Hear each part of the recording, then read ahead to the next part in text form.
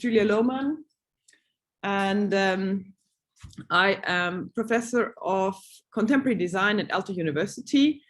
And this kind of event is part of the Creatures research project that's funded by the EU, by a Horizon 2020 grant. And so therefore I put some disclaimer there saying that the content presented in this event represents the views of the authors and the European Commission, and has no, the European Commission has no liability in respect of the content.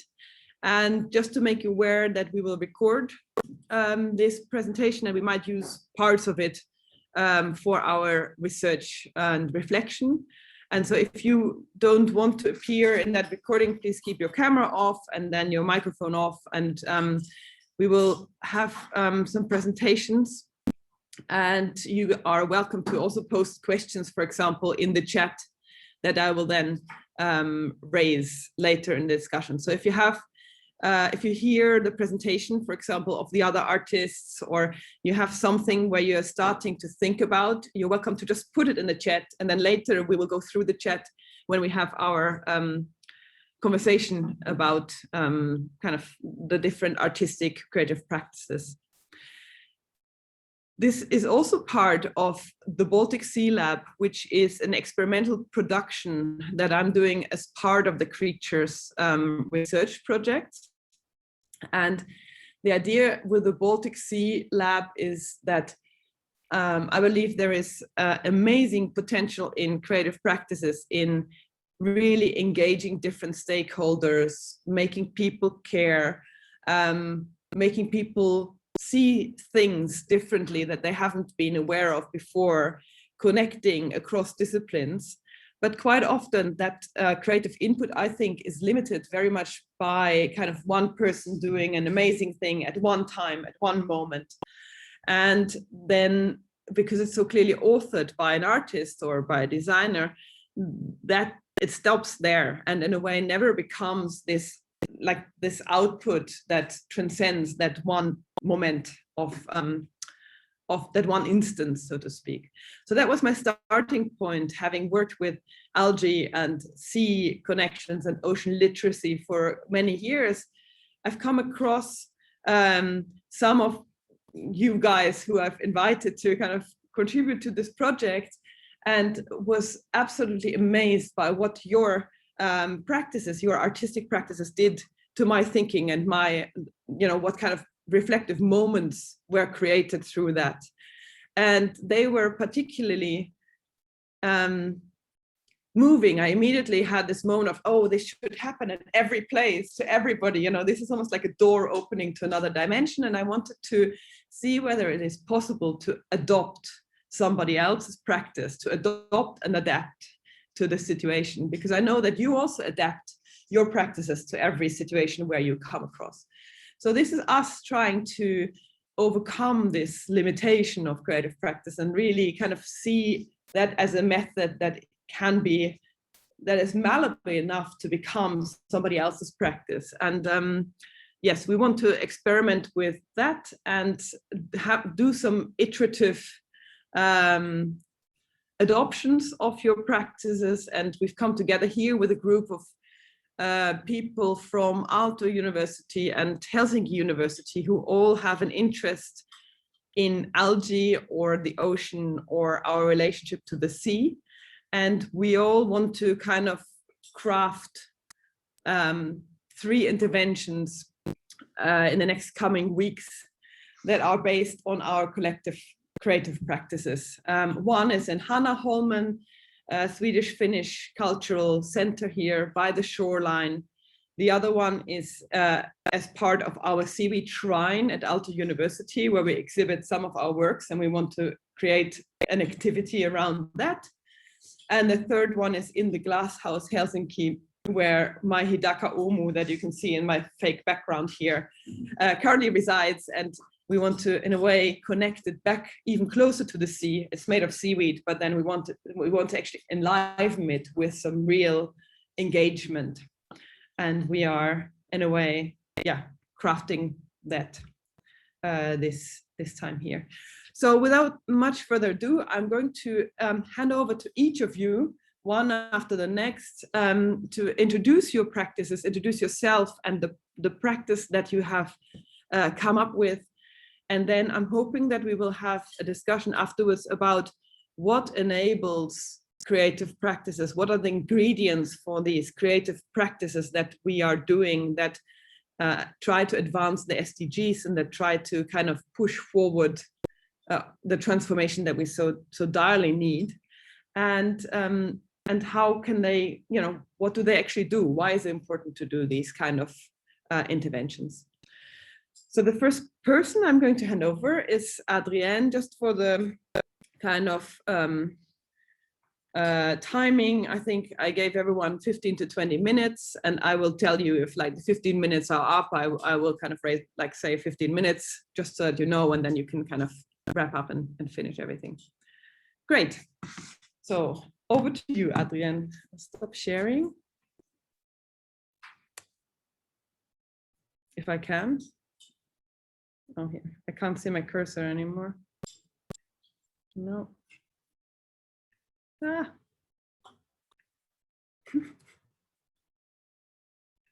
There we go. I found it.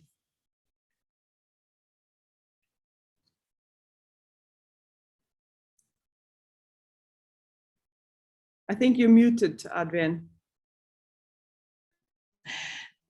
I was saying thank you so much, Julia, and I'm going to present with some slides. Before I go forward with my slides, I just want to acknowledge that I am talking to you from the ancestral lands of the Cahuilla, the Serrano, the Chemehueve, and the Mojave peoples, and that's just outside Joshua Tree National Park in the southwestern desert in the United States. And I'm very thankful to them for stewarding this beautiful land that I'm sitting on, and for all the teachings that I've received from my Indigenous brothers and sisters. So this is a very quick introduction, an extremely quick introduction to my practice, and I'll just move forward. See if I can. Oh, so this is where I am. This is my little compound, and I have some earth architecture here and a labyrinth and a bunch of small buildings that all have designated uses. So just to position me, and that's placed east. And what we're talking about today, I think with some of the other projects as well, but definitely in terms of my own project, is something that is called socially engaged art practice, social practice, also called interactive art, sometimes community art, civic art, social sculpture. There's many words for this type of practice, and we'll all probably be using them interchangeably. I actually have, my background is, and my career was built on about 30 years of computer and media arts. And about 5 or 6 years ago, I actually shifted my practice completely. It's now centered around the desert, and includes much more performative activities, and partly that is as a result of just being in a listening state about what was needed from me as an artist at this time. And what I was finding and thinking about, especially in relationship to the connection to the land and ecologies and where we're at as a planet, how we're treating one another, just doing some deep listening and understanding that actually we're in this kind of post-woke state. And by that, I mean that people have an understanding that that the climate is changing, that the sea levels are rising, that these things are happening. But what's the step, what needs to happen after that? And specifically for myself as an artist, what can an artist do, to engage that? And so, so I came up with this project, the Reading People's Climate Futures with my ECOtarot deck. I'll just say that it's been a crooked path from being an academic to being a tarot reader on the street. And this is a public practice where I set up publicly and anyone can sit down in front of me and get an ECOtarot reading. I will say my mother was a professional psychic and my father was a computer science engineer. And so I am from a lineage, and I didn't do that for a long time. In fact, I made a lot of fun of my mother when I was growing up, but I also recognize that there's other ways of knowing, other kinds of guidance systems, other kinds of ways of connecting to ourselves. And I began to think about what, the information itself, the data itself around science is not motivating people, is not reaching people, is not making these changes. What is something else that can be done? And that's how I began to land on this practice as a kind of guidance system, as a way to navigate uncertainty, that the Tarot has been used for, for centuries, in order to do that. So the Tarot is an ancient system. It tracks back to the 1400s in Italy, and it gained popularity because the first printed cards were printed when the printing press was just happening. It's an incredibly malleable and adaptable form in that there's many, many decks, and they've been taken on by many different cultural viewpoints, many different artistic renderings. So there's certainly standard and traditional tarot decks, but there's thousands now of decks, and you may even realize it's a bit of a zeitgeist for artists to be able to take this on at this time, in part because of the uncertainty that we're navigating, I would argue. And the ECOtarot as a specific practice, it differs from the tarot in that in a standard tarot reading, often you might have people asking about their love life or their fame or fortune or their health, and they come with a question. And what the ECOtarot is doing is actually understanding the person as part of a larger network of change. So the person's life is changing, but there's this larger change happening in relationship to our environment, and how do we connect the micro and the macro. And so this project is about connecting people deeply with what is unfolding around us. So in order to do that, and before I talk about the cards that I made, I'll just mention that I've done more than 1,000 readings at this point all over the world. Julia got a reading that was quite beautiful and resonant for her, and that's part of how I got invited to be part of this project. But these are just a few of the snapshots. Again, normally I'm out in public. I go to farmers markets, I go to other pedestrian thoroughfares where there's a lot of people. Sometimes people invite me to show in a gallery, and anybody can sit down and get a reading. I have a little sandwich board that says ECOtarot readings free, and ask me about your climate future. And that's how I announce myself. So these are, you can see there's young people, there's old people, there's like incredibly busy cacophonous environments and quieter environments like this cave that's down here. I've had theologians and high school students and elders and engineers, all kinds of people sit down. And then of course, with the pandemic, the practice had a need to move online. And so I've continued to offer the readings for free. I announce them on my Instagram, and they usually fill up immediately. And I'll do like a week of a block of readings. And this has been nice because I've been able to reach people all over the world, not just in a particular place. So the practice itself is organized around these cards that I've made. And the original deck is all on handmade paper with hand ground pigments, natural pigments that are mixed with gum arabic and hand painted on. And so these are screen prints on handmade paper, agave paper on one side and recycled cotton and linen on the other. So they have a tactility, and the beauty of the cards is meant to be very much part of the project. The major arcana, which is a portion of the cards, it took me 2 years to make the deck, to make the to design the deck, to conceive the deck, to make the handmade paper, to do the painting, to do all the special editions. So So the cards themselves are very talismanic, are very, very beautiful, and they have a very soft feeling to them. I mapped traditional tarot meanings of the archetypes in the major arcana, mapped our kind of characters from our climate drama, I call it, onto them. So instead of the fool, we have the artist. Instead of the magician, we have the engineer. Instead of the high priestess, we have the healer. Instead of the empress, we have the gardener. The world leader instead of the emperor, the teacher instead of the hierophant. The lovers is the same, and the chariot is now the bicycle. Justice is the same. The hermit is the lone wolf. The wheel of fortune is the life cycle. Strength is strength. Death is extinction. The hanged man is the hanging woman. And the temperance is the geneticist. The devil is the profiteer. The star is the stars. The tower is the superstorm. And the moon, the sun are the same, and judgment is transcendence, and the world is now the multiverse.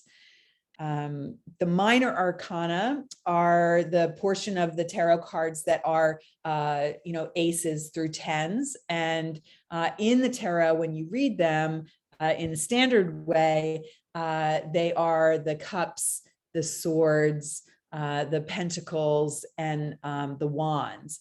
And those, when you read them, they are normally mapped onto the elements. And so it was a very easy way to say, oh, instead of the cups, we'll have the water cards. Instead of the wands, we'll have fire. Instead of the swords, we'll have air. And instead of the pentacles, we'll use earth. And these are the beautiful water cards. And in the discussions with Julia and her team about adapting the ECOtarot practice with the Baltic Sea Lab, we discussed just pulling the water cards out and some of the major arcana, like how to maybe make the decks smaller. As an example of how these are interpreted, what I do is I map standard tarot meanings of the deck of each of these cards with climate science and with ecological values. And so, for instance, the 2 of water actually brings up issues of ocean acidification and the balance of the oceans.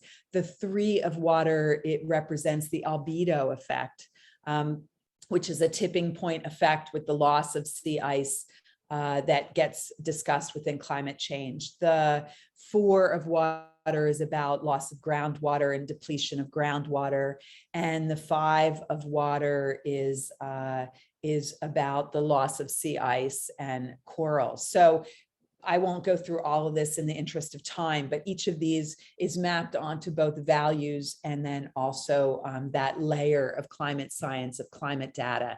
The other layer is that the water cards often represent emotions. And so this is where emotions sometimes come up in a reading as well. And then the other, just to show you the other major arcana suits, the earth cards, the air cards, and the fire cards. You'll notice there's a simplicity. If you've ever seen a tarot deck, often each one of these cards is distinct and has their own symbols. I decided to work with simplicity, as that's one of the values that I really want to embrace and pass on during this time, is that value of simplicity.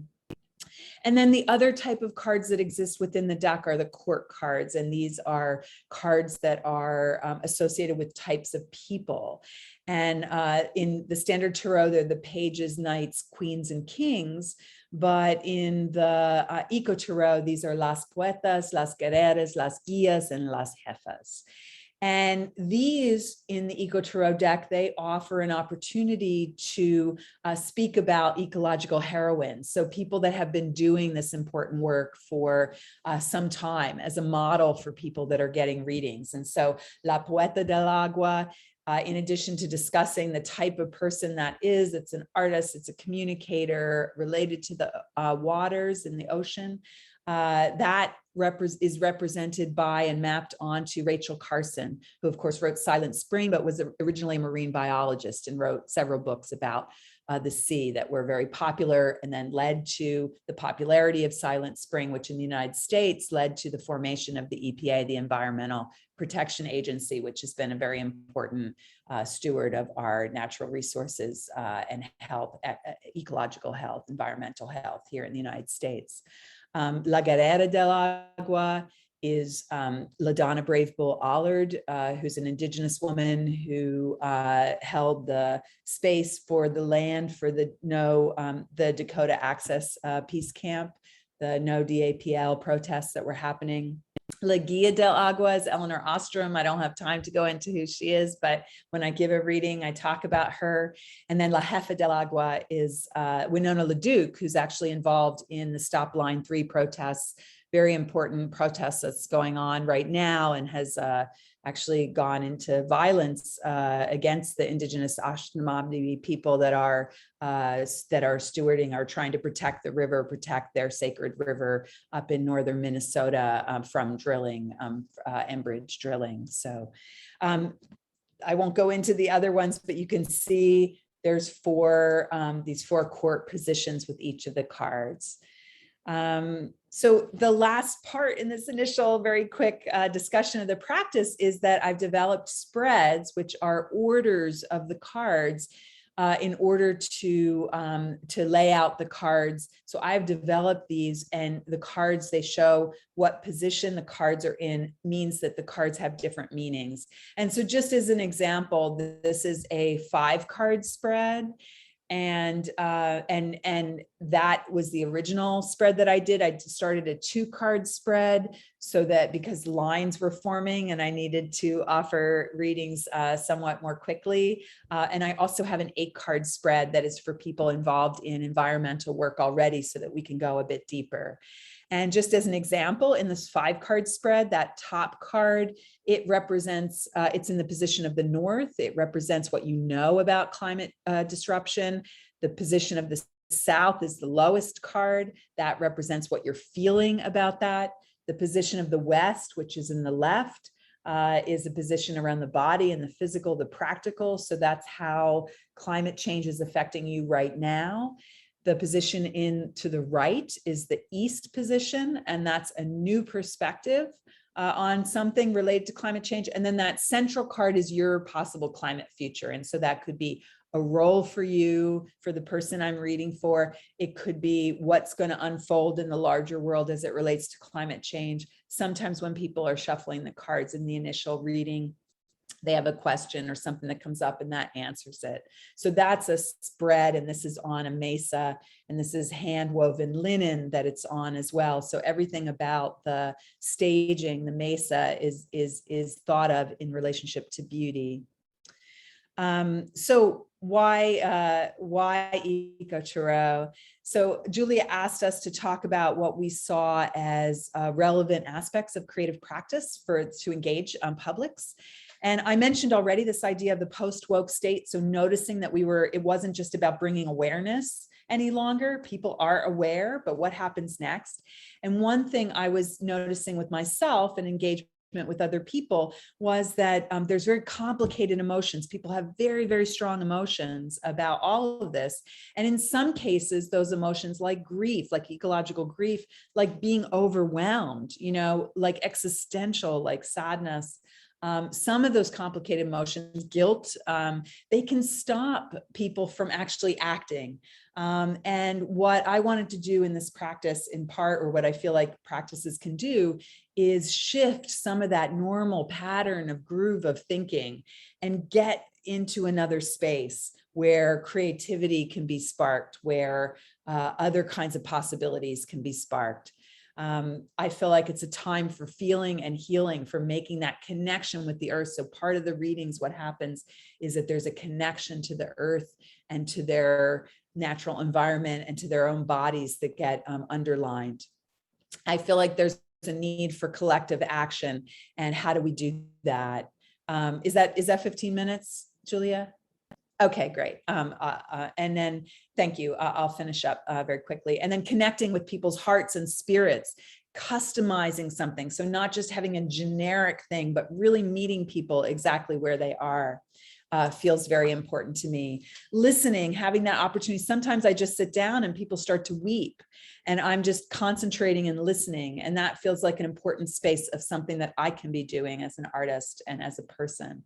And supporting small changes. So a lot of what happens in the readings is people will share with me things that they're thinking about doing or already started to do, or, and I can, the cards bring up things that end up underlining for them that, so it can give them courage to move more boldly into leadership, for example, or move more boldly into something that they're thinking about doing. Can really establish a kind of interconnectedness between something that might seem separate from their life and something that's going on in the environment, and establish those kind of connections and networks.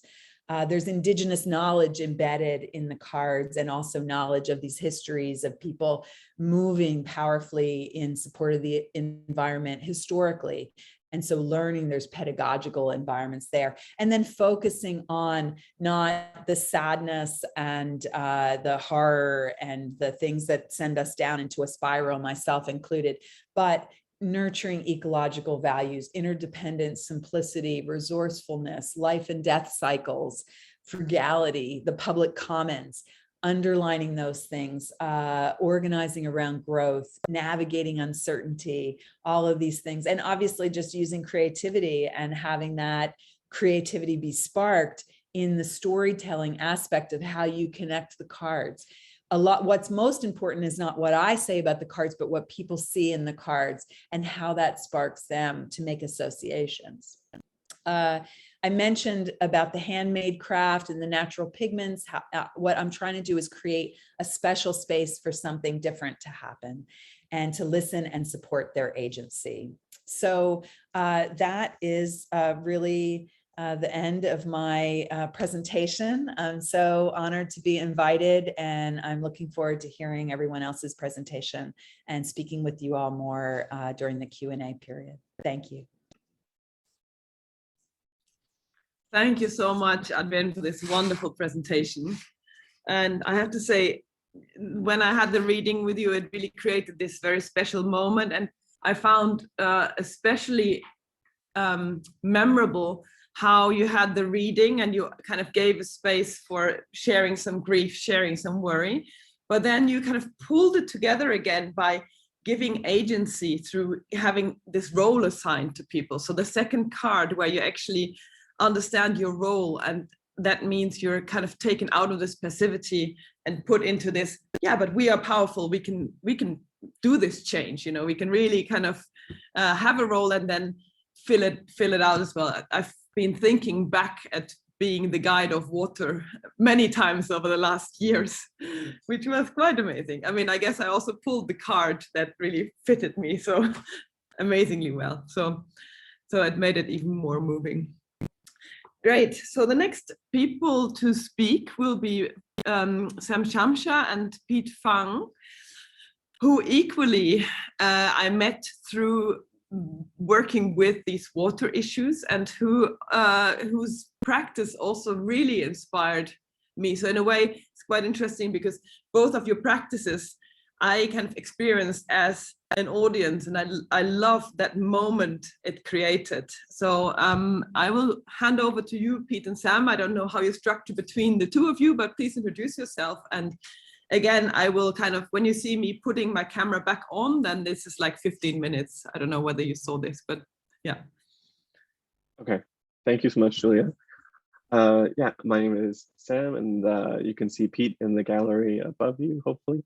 I'm going to, so Pete and I are, so we have sort of a creative practice together when we did this project. We're currently in 2 different locations. I am currently located on the unceded territories of the Squamish, Tsleil-Waututh, and Musqueam people in Vancouver, Canada, and Pete is currently in the Netherlands. So what we're going to share with you today is a project we did or started in 2016, and which has been ongoing since then, and which we refer to as Ocean Confessional. And just to give a better sense of what Pete and I do, we are designers and researchers. And our practice, our shared sort of creative practice, generally we come together to craft what we like to call critical engagements. in which we invite a variety of public to look at the world differently with us. And Ocean Confessional is one of those projects. So I'll just start with sort of the outcome of Ocean Confessional. So it is a public installation and a facilitated experience that we put together in 2016. The first time and you can see here, it takes place along the seashore. And what it is we invite people who are just walking along the sea to come and confess essentially their environmental transgressions, with the ocean acting as confessor. And this is mediated through a piece of water-soluble paper whose alkalinity actually helps with ocean acidification in a small way. And so we run this several times, and each time we get about 500 people who come and talk with us. And then about 100 of those people actually go through the whole process of sitting down, thinking about their relationship with the ocean, thinking about their relationship with the environment, writing down either something that a love they have not. What we ask is we ask them to either express something a transgression they've had against the ocean, or a love they have not had an opportunity to express before, and then to walk down from this point and to drop the paper into the ocean. And so here, example is here's the paper, and here's sort of an example of something that someone might have written. And so I've said we've run this several times, and and as Julia said, when we met Julia, was part of an exhibition called Critical Tides, which she put together in Helsinki during Design Week for the Design Museum there. And we also translated Ocean Confessional to allow people in the museum to experience it. So they could, we created this sort of confessional box in which people could write their confessions in the museum. And then at the end of the exhibition, the box with all the confessions in it were taken down and released into the paper as part of a ceremony designed by Julia and the team. And in terms of answering the sort of question that Julie posed, which is, what can we do as creatives to engage publics differently? As designers, I think the things that Pete and I like to talk about is, hopefully you can see this presentation, but the thing that Pete and I like to talk about is that we need to do two things. The first is we need to shift the way that we approach a problem, and we need to shift the way that we actually engage with others. Within the design field, those two things can be very contentious, I think. I mean, within other creative practices, it seems sort of an easily answerable question, but within design, problems are often given as briefs, sort of the constraints are already defined, and the way that you engage with people is already highly defined. And I think if we break out of that as designers and as creative practitioners, we can come up with different ways of engaging others. And so the way that I'm going to talk through these two ideas is by simply taking you through the process, by taking you directly into the process by which we came to create Ocean Confessional. And to that, I have to take you back to 2016 and to the context in which it was originally designed for. So this is a working wharf, essentially the heart of downtown Vancouver. Here you can see sort of Granville Island, which is a public market. And the original brief, the original ask we got as students of design school, which is located in the area, was by an organization called Living Oceans. It is a marine conservation organization, nonprofit based in Vancouver. And they wanted to utilize this working wharf as a site to build a fish processing plant. And they wanted to do so with independent fishermen who are finding it difficult to remain independent and to be able to sell their catch directly to a public. But what they found was, as they were going through this, they were having difficulty convincing people in the area, which includes people who have lived there for years and various stakeholders, to allow this to go through. And so they invited us to essentially, as designers, to design something that would convince the public to let this happen. And so that is sort of the general context of what it is. And I think rather than sort of dive right into that particular brief and sort of execute that as sort of something as a problem that needs to be solved, we decided to take a step back and look at sort of the wider context. And specifically what we were interested in was what we call like the narratives that pass through this geography, through these spaces. So what are the stories that happen here? Who are the people involved, both highly locally and sort of tertiary involved? And how can we come to know what it is that they care about? How can we come to know and understand their stories and what they are how they're invested in this space. And so we did that through multiple locations. We did that by going and interviewing people directly. That includes things like marine scientists, fishermen that do use the wharf. We also used different ways of contacting people. And one of them was we wanted to sort of talk to people that are passersby. We wanted to talk to people who sort of engage in the area continuously. And we wanted to do it differently than these sort of usual surveys.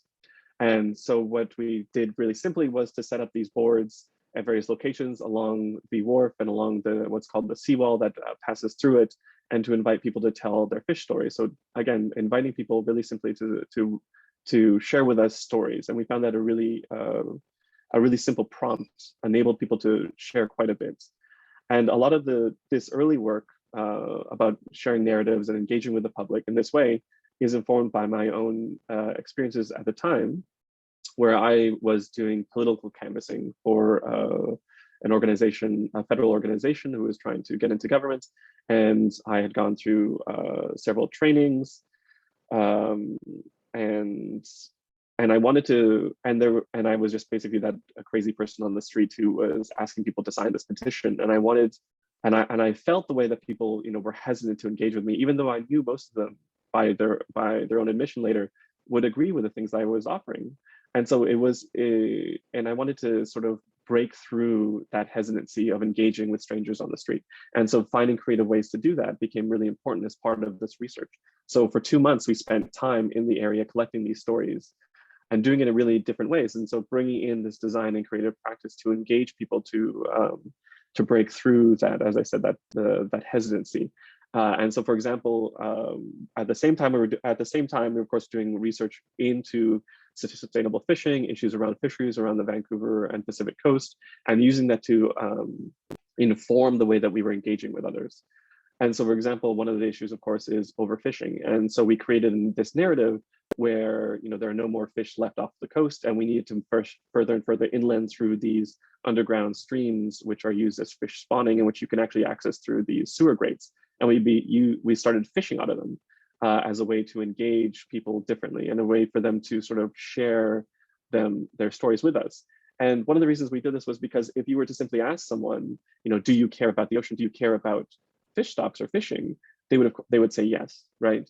But that yes doesn't translate into them agreeing to a multitude of things, which includes this fish processing plant. So we wanted to get at the sort of the underlying emotional context. What are people afraid of? What are they connected to? And how can we engage with them differently to uncover those stories?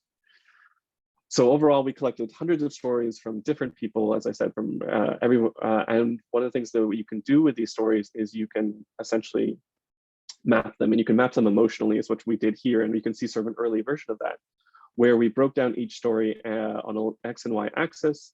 And above that line are positive experiences with fish, and below that line are negative experiences with fish. And to the left of me, you can see there are people or stories that are whose connection with fish or whose experience with fish is as direct as possible. And to the right are people who are further away. And so this includes everything from fishing trips that people had growing up with their dad, to, as I said, marine biologists and marine scientists and fishermen who work directly or process fish directly, to people whose only experience with fish includes fish fillets and canned fish that they buy at McDonald's that are processed, and a huge variety in between. And by mapping these out, we were looking to create connections between them, and to create unusual or unexpected connections that we can utilize as designers to engage with people, to delve deeper into what an understanding of this issue.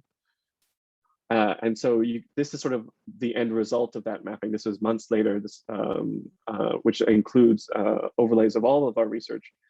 And really here it was about, again, trying to formulate different kinds of connections and figure out where we can, as creative professionals, intercede into this sort of continuum of experience. So rather than starting from something saying we need to design a better fish processing plant, taking that step back and looking where along this whole line from a fish being in the ocean to when it actually reaches someone, where can we engage with people to talk to and get them to think differently about this idea?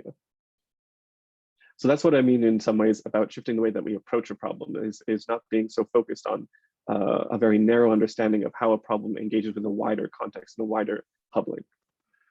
And then when we talk about the way that we shift with engage with others, I kind of already touched on it, but really it's about using creative practice to bring people, in some ways, bring people closer to an issue. And so here and using design, which is sort of this creative iterative practice, to find how we can do that. So here you can see Pete testing out one idea, which was suggested to us by, I think, a marine scientist, which is it would be really great if people could just talk to the ocean, if we could form a more deeper connection with it, just by simply being able to speak to it. And so we ran with that idea and say, okay, let's just take this as a literal truth and see what we could do to allow that. And so some of our earlier iterations included things like, a phone line that was buried in the ocean with pre-recorded messages that people could pick up and they could listen to. When we looking at the wider context, one of the issues in Vancouver and along the Pacific coast is the monopoly actually on fishing and both in terms of its processing and catching by a billionaire named Jimmy Pattison, and who started as a used car salesman, but has blossomed into many other things. But through his sort of monopoly on fish processing, he controls what kinds of fish are caught, that kind of stock, and also and the kinds of fishing that can be done. And they're very good at sort of hiding this connection. And so one thing we wanted to try was a more activist approach, again, informed by sort of my political bent, to just inform people, like all these sort of seemingly separate products are actually all owned by one conglomerate. And what does that actually tell us about the way that we're currently fishing? And then, of course, coming to better understand this sort of this emotional separation, or this separation between where the fish itself and their context in the ocean and the way that we receive it. In this case, a fish fillet sandwich, and why we care so much about something as simple as a goldfish versus sort of the care that the kinds of things that we care about in terms of how this fish was cared for, caught, processed before it reached us. And so to do that, we ran workshops with students at our school. This particular workshop actually was looking at values of and caring. We didn't actually mention fish, but while we were doing this, we decided it would be nice to have food, and we served frozen fish sticks. While we also had a goldfish that we were taking care of at the time during this whole process with us. And then at the end of the workshop, after people had expressed what it is they care about and how they care about fish, we said, okay, we are going to now use this as an opportunity to talk through this issue a little bit more deeply by suggesting that we were going to actually eat the goldfish, because goldfish are actually one of the most expensive fish you can buy, but in terms of, sorry about that. One of the most expensive fish you can buy in terms of their weight. I think this one we probably went a little too far, but again, we were looking for different ways to elicit responses from people rather than what the normative and socially acceptable response was. So we got a little bit of trouble for that with this one. And at this point, we realized that, okay, we need to find different ways for people to be able to express issues, or in this case, transgressions, or things that they're struggling with regards to the environment, and do it in a way that is free of judgment. I think that Adriene talked about this idea of judgment, which precludes our ability to talk through issues and find actionable solutions to them. And so one of the things that we came up with was this notion of a confession. And so, and we also were thinking about how can we facilitate this? We've been facilitating these experiences directly one-on-one. Can we do it without being present? Can objects that we design facilitate just as well? And so what we did was really simply, again, to test this idea in a really sort of a sketchy way, we set up these blackboards with these really simple instructions, just chalk placed there. And this was placed at the school, and we just simply invited people to share something, their environmental transgressions with us. To give a bit of context of the school is, and the students that pass through it are deeply aware of issues around sustainability when it comes to design, in terms of the kinds of materiality they use, the kinds of, they talk about, I think it's blue design where you go from, and circular design is all taught within that particular school. And by the end of the day, that entire blackboard, like less than a day, that entire blackboard was filled up with people being able to talk through issues that they were struggling with, even within this context, even in which context they were highly aware of what they need to do as engaged citizens. And one of the first things we thought of was like, oh, we need to share this, right? And so we decided to curate some of the more interesting and perhaps meaningful confessions with a wider audience. And so we took them out, we printed them, and we pasted them, again, illegally all over the school to try and bring awareness to that this is not just, and the idea was to make people in this school, which became our public as we were testing this, aware that the issues that they were facing was not solely theirs, it was part of a larger community of issues that we can come together and try and solve. And really this led us to this idea of the Ocean Confessional. So all of these ideas came together to create sort of an immersive experience in which we wanted to involve a public rather than simply solve a solution for them. And we wanted to give them a way to talk about this as a community, and for these discussions then to reverberate and inform their actions outside of this space. Through this, again, really personal, deeply meditative experience. And there are lots of things we went back and forth on. For example, this design doesn't allow us to say, record those particular confessions. And that became a really important part of it, where people needed to feel free enough to express something that, about their experiences with the environment, about their experiences with the ocean, to the ocean solely, without anyone else intervening. But the conversations that they took away from both our conversations with them and with the people around them then informed, the larger discussion, which is what we were aiming for, which is what can we do, what actions can we take on our day-to-day lives that help us with regards to ocean stewardship. And that itself, we feel, will allow people to better understand the need for something like a fish processing plant on their front or next to their door, really. And I think this approach to creative practice, this approach to design, is sort of beautifully summed up by Adriene in their essay, The Right to Research. And it says, all human beings are in a sense researchers, since all human beings make decisions that require them to make systematic forays beyond the current knowledge horizons.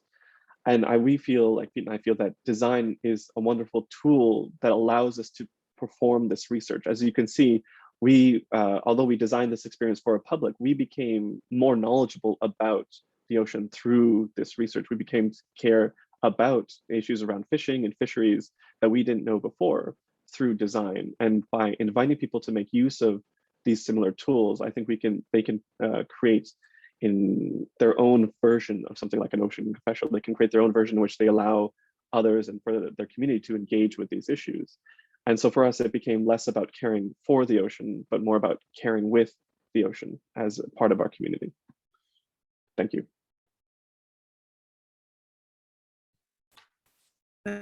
Thank you very much, Pete, Sam and Pete. Maybe Pete, you can just wave so that we know which window you're at. There we go. So this is Pete and Sam.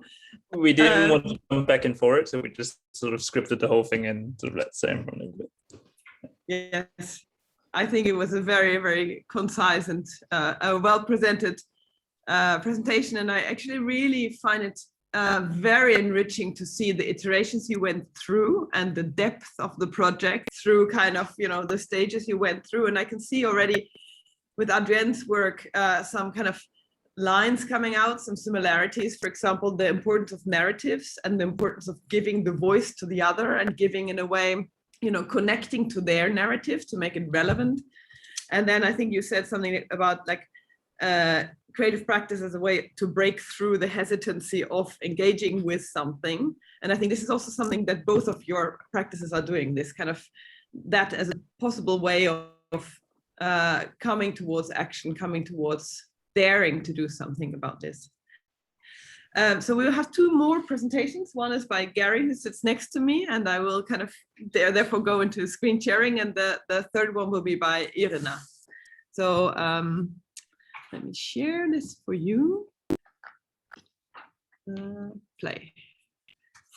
Yes, great. Hi, I keep popping in and out of your virtual environment. So it's a real pleasure to be here in whichever form this is, partly for real, I guess, and partly for real online. But either way, it's a real miracle. And I'm very grateful for the opportunity. And so thank you, Julia.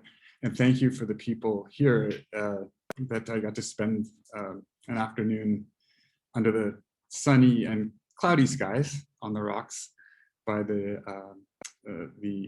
Gulf of Finland. Also grateful for meeting you people and hearing what you were sharing with us today.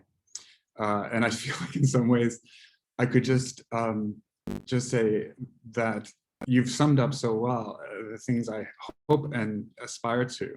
I'm pretty much at the beginning of this journey in terms of how to make my work more relevant, I would say, and more useful in terms of a wider engagement with the world, with the public. So if you can forgive me this indulgence, I will start with a very localized narrative or tale, and then hopefully see how it goes to a more global application. So the feeling I have is I should begin with this story.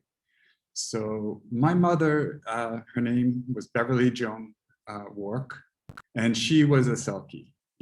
I really believe this is true. She was a woman who was, because of the time that she was born in, probably in a way forced into a role that she perhaps didn't entirely wish to have. And I think that this colored much of what I did in my life, and of course has good and bad mixed together. But the beautiful thing was through this tale of the Selkie, which I will just paraphrase very quickly. It's often considered sort of a more Nordic or Scandinavian, or it has origins within the Baltic region, it turns out, although I didn't know this in the beginning. And it's a person and seal that are combined into one being. And the Selkie can exist in the ocean in the form of a seal.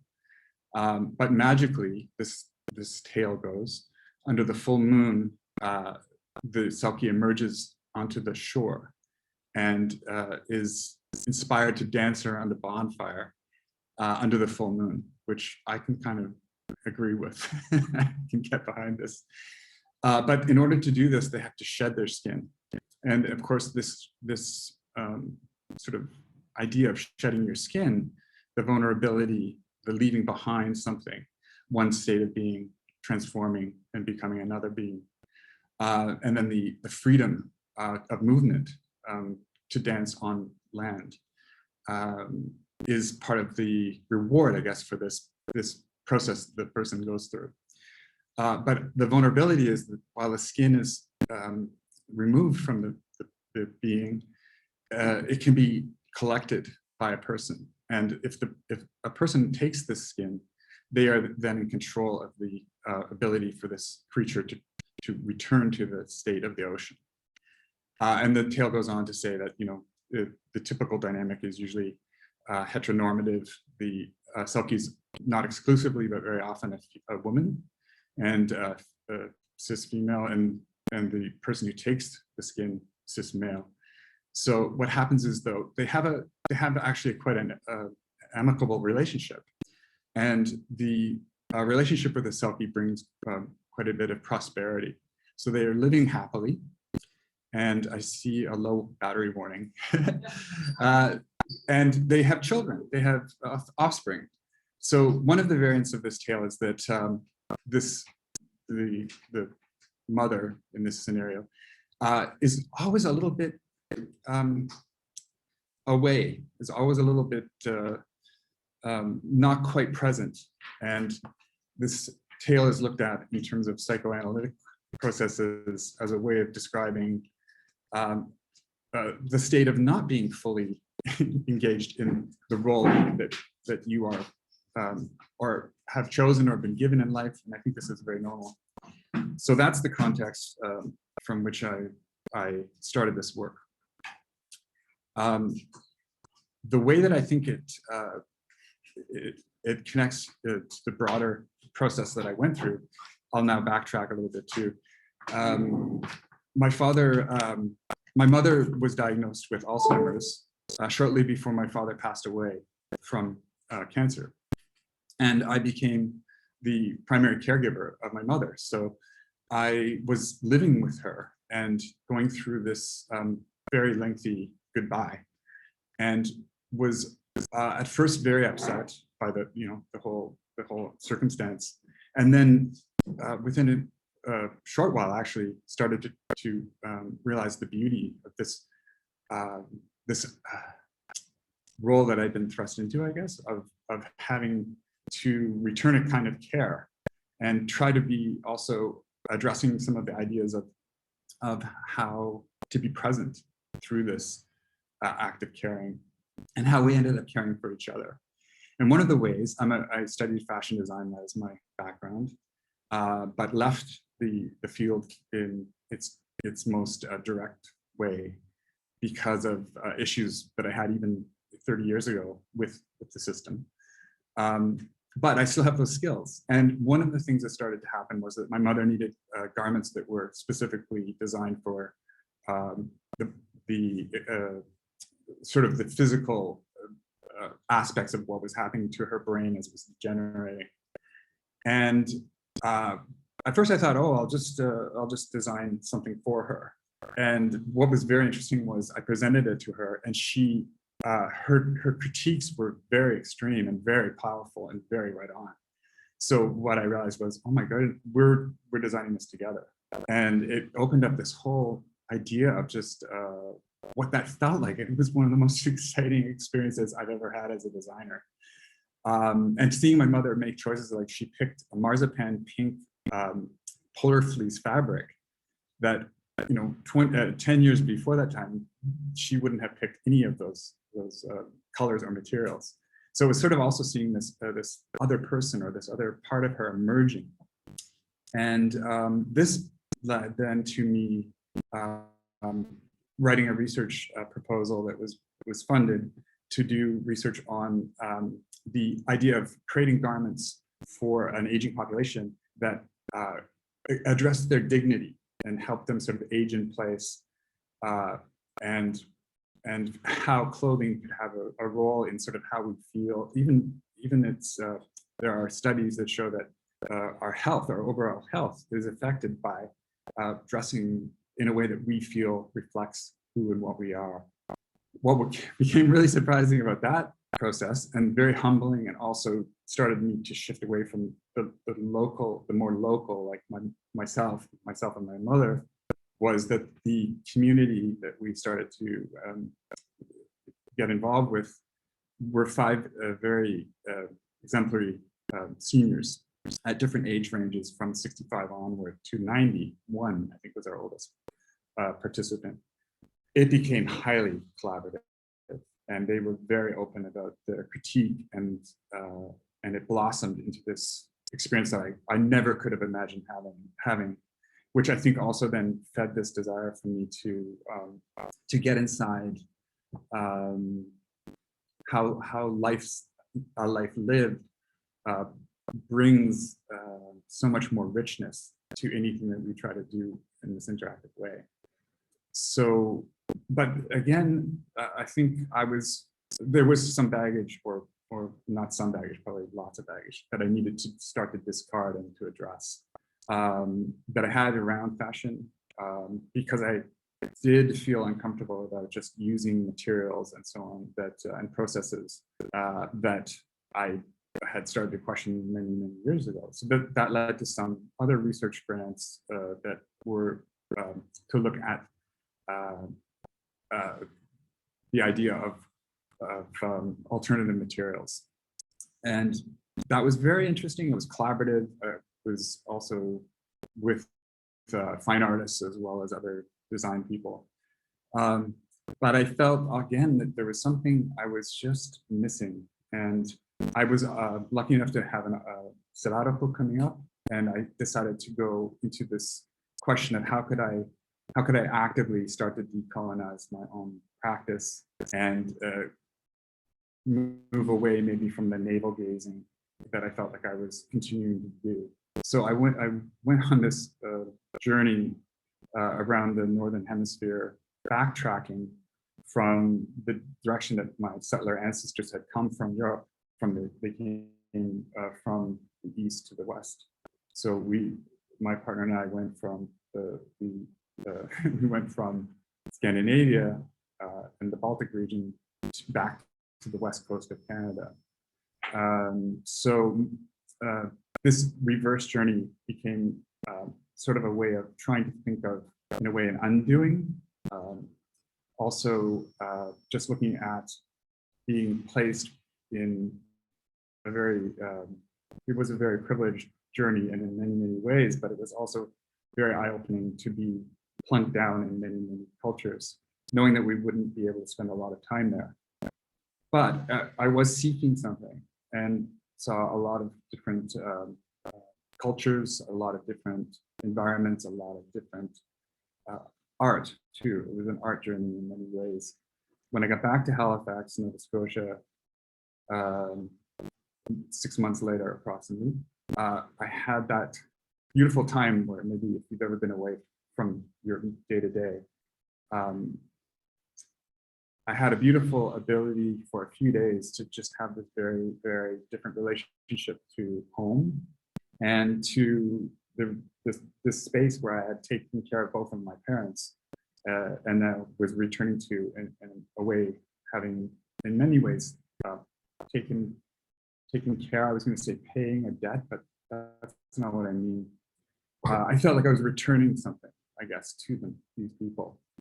And this idea came into my head. It was the question I was looking for. And it was, do we make craft, or does craft make us? And I know it's sort of simplistic, and there's no possible way to really finally resolve it, but it was the first shift I'd made away from selfness to going, well, what if I don't really matter as much as I think I matter at all, even in terms of beyond materials, and as a designer, as a craftsperson, as an artist, and as a being.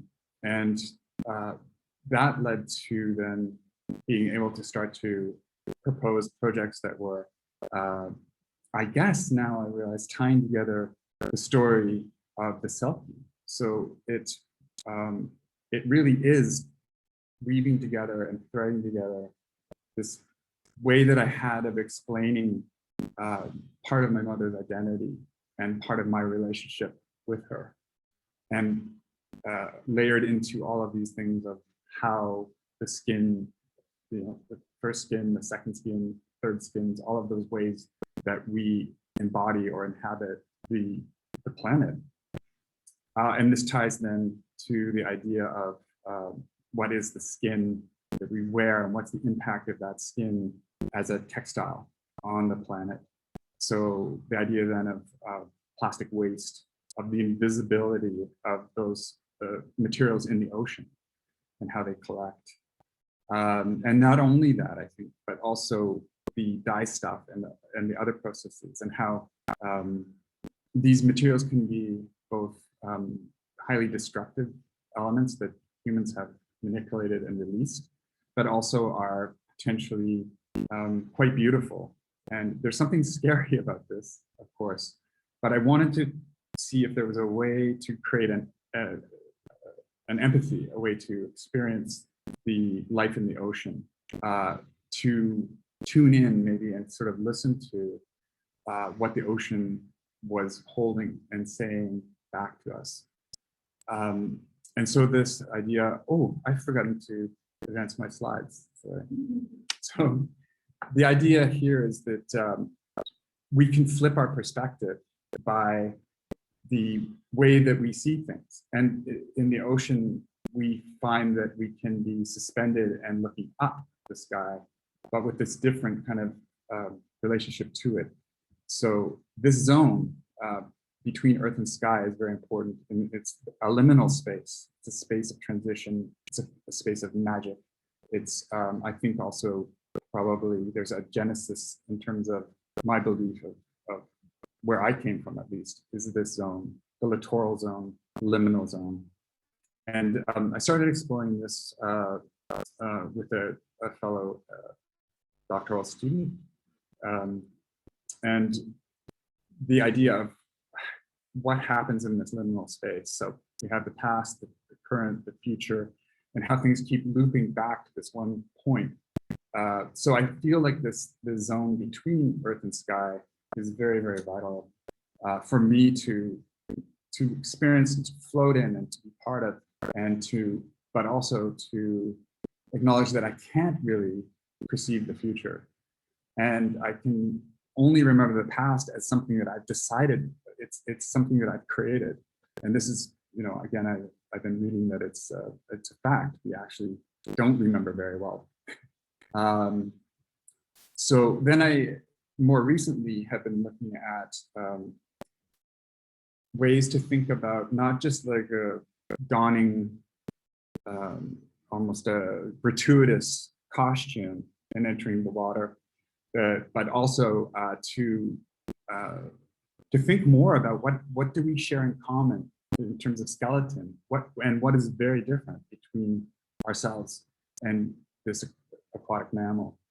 And I think this has been very helpful to start to think about what will come next, because there was one version of the Selkie skin that I was able to do. I feel like it did work. It showed to me that you can float. The costume was designed to take materials of plastic, and sort of, I'm not unaware of the irony of putting plastic back in the ocean. It's part of that idea, but in this controlled way, and then collecting refuse and also other materials from that littoral or that liminal zone and putting it into this outfit to help you float, to help a human being be able to enter the water. Only your face is above water and your ears fill with water, and suddenly you're hearing very differently. So again, you're really entering into this liminal space, and you're invited to be in that space where up is down and down is up. You're somewhat comfortable in this environment, but you're not entirely welcome. So it becomes a form of going into outer space by entering an inner space, and then by being in this water space. I know there are dangers with trying to evoke animals in terms of our use as humans, like but I embrace that trouble, and I'm willing to go there for now and try to really come to some understanding. So here I've been trying to go deeper into the materiality that I began a couple of years ago with the Selkie skin, and I've been looking at ways of taking waste. Here in this case, it's plastic bags and other single-use materials, and turn them into something that I hope will be transformative and in a way problematic in that it is striving to be beautiful, and without kind of also dictating what the resolve is. And I'm looking at these materials as a way of exploring what could the next Selkie skin be. And then just to finish off here, there's an image of myself floating in the Baltic Sea in the first iteration of the Selkie skin. And I think it was probably one of the most peaceful moments that I've had in a very long time. And what I'm very much hoping to do is take that very personal experience and broaden it and bring it to public, and ask people to participate in making these garments with me.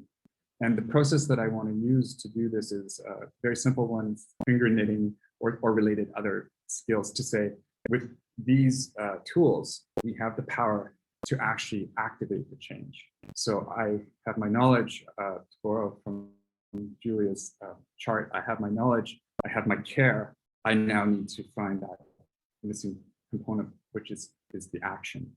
And others in the world maybe, this may speak to other people where that is a particular part of that triad that they need to also balance and possibly surpass entirely. So I'm really hoping to have these little communities of floating empathy suits in the near future. So thank you very much for your attention and time. I appreciate it very much. All the best to you. Great. I'm appearing again through the seaweed and find the stop sharing button. There we go.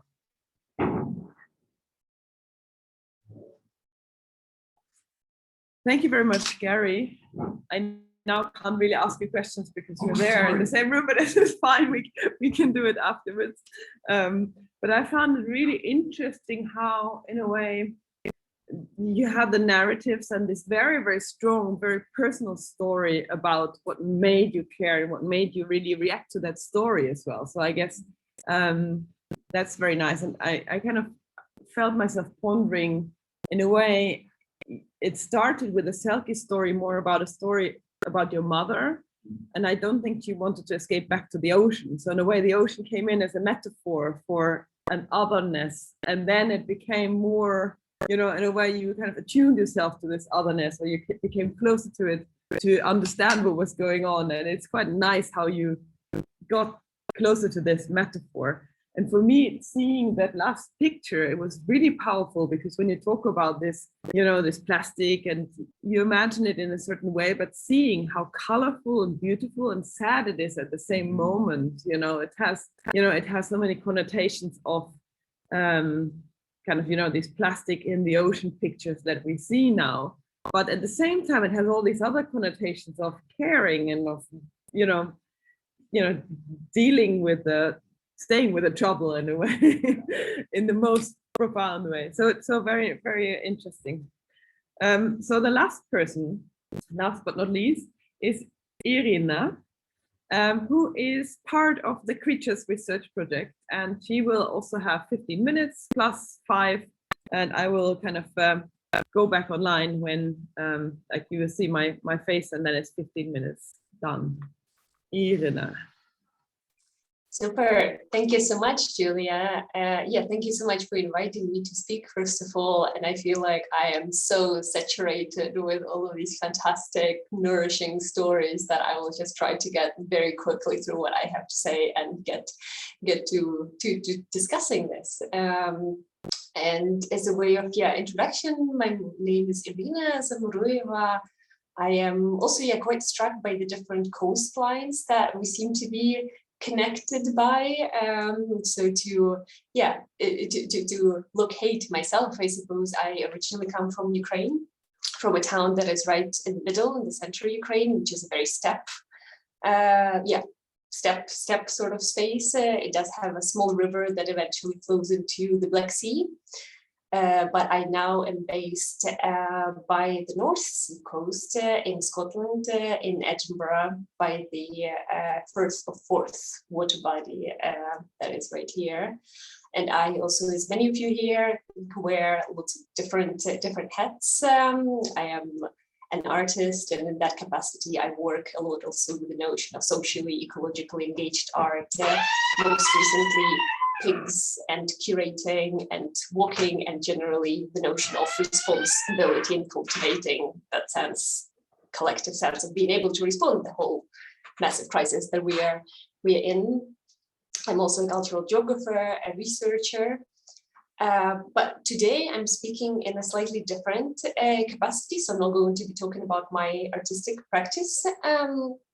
I am also, as Julia mentioned, part of Creatures Project, so working at the organization that is based in Edinburgh called Sniffer. And my sort of work role title there is the Climate Resilience Coordinator. So I'm going to be speaking with that mostly, I think, that hat on. And for a bit of context, so yes, Sniffer is the sustainability organization that works with different groups in Scotland mainly, both in the sort of policy making and implementation space and with community level to understand, anticipate, and transform in the face of climate change. So it's very much about bringing different people together, facilitating different processes of change, helping people, getting people together to think about how change happens. And how can we push for more transformative agendas? Yeah, and today, kind of, yeah, the topic that I want to speak to for a little bit is this bringing non-anthropocentric understanding of water to flood risk management. And the reason I'm speaking about this sort of very kind of formally sounding flood risk management is because Sniffer has been for, I think, more than 15 or 16 years now, organizing something called Scotland's Flood Risk Management Conference. So that is the key event that gathers different practitioners from the local authorities, the public bodies in Scotland that work with flooding. And flooding also is, I have to say that it's like one of the key climate change related issues for Scotland, like it's, yeah, massive thing on the agendas. But the conference attendees are usually the engineers, the planners, the people who work with water and quite often very technical capacities. And in the past couple of years, the conference started to transform itself more into a space into becoming something that is much more creative and interdisciplinary, trying to bring in the different strengths and different ways of thinking to this space that used to be much more sort of sciencey with a capital S and technical. So something that I've been doing personally, I guess in a more like creative producer capacity a little bit, is beyond helping to put together this conference, but working with someone called Nicole Manley, who is a Scotland-based artist and hydrologist. She has a fascinating life, meandering story of working for a very long time in the as a hydrologist, eco-hydrologist, so working with water in a capacity of eco-hydrologist, and then transitioning into working with water as an artist and as someone who's doing PhD on the ways that people relate to water. And what we are looking here at the slide at the moment is the collage that she has compiled together as a result of a couple of workshops that we held with her leading the workshops at this flood risk management conference. And the reason behind bringing in Nicole with her research and art, thinking about the water, is that, yeah, I guess a lot of us within the organization and just generally thinking that we cannot just focus obviously on this like technical paradigm of like managing the water or managing the flooding, and we need to create spaces for different ways of understanding water and place making and caring for water and for different places. So this collage is a result of something that I'm about to share, kind of the process of what this was. So these two workshops, we tuned into the river and kind of followed Nicole's journey from her through the videos that she made when she was traveling or walking rather in the Cairngorm Mountains that are here north from Edinburgh in Scotland. And she traveled down from the source of the river down to where it flows into the Black Sea is in Ukraine, North Sea, kind of making footage along the different parts of the river. And she's then compiled that footage into a film that we watched during the workshop, trying to listen, pay attention to what is going on at those different points of the river. And what we did as well in the combination of, in addition to like listening and looking at the river, is making stops in the stops where Nicole stopped, and also actually stopping ourselves to write some poems collectively as the way to respond and imagine what is going on right now at this river place. And this was a way to think about the bodies of water. That is the concept that Nicole is thinking through. I think, yeah, many of you working with water here would be very familiar with these, bringing in like feminist ontologies and phenomenologies, and very inspired by Astrid Manis and other thinkers in this space that are trying to reimagine what does it mean to be human, what does it mean to be a river body. So it's kind of very, very much bringing that thinking into the space where usually those concepts aren't used that much. What else we did? We also held a separate, so this was for the conference attendees, and there were roughly, I think, 60 people in total that attended these separate workshops. And what we also did with her as later on after the conference is holding a special, we called it creative capacity building session for the conference steering group, which is composed of some senior people from the local, not so much local, but local, I mean, Scotland's public bodies, allowing them to also engage with the water as a living being, using this collage and some things that they get posted in post, and it was quite an adaptation of the in-person workshop, but to this Zoom-based world, and that was also quite beautiful and much more intimate experience of getting people that are on a very daily basis working with water, but trying to think much more beyond the technical kind of modeling way of thinking about the water. And this is just to show what this looked like during the this Zoom session and the workshop. So there was lots of walking, drawing, laying on the floor. This was pre-pandemic, so that was still a fun way to do with a lot of people in one room together around this map. And the second, so the third image on the right is the one from this creative capacity building session that we held.